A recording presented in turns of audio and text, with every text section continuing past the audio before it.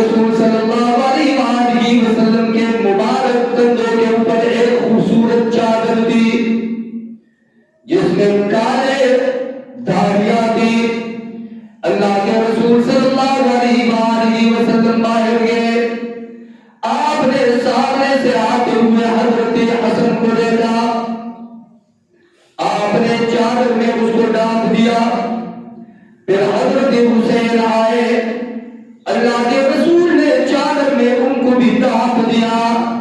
پھر تھوڑی دیر کے بعد ان دونوں کی مادر محترمہ سیدہ فاطمہ الزہرا آئے، آپ صلی اللہ علیہ وسلم نے چادر میں ان کو بھی ڈال دیا۔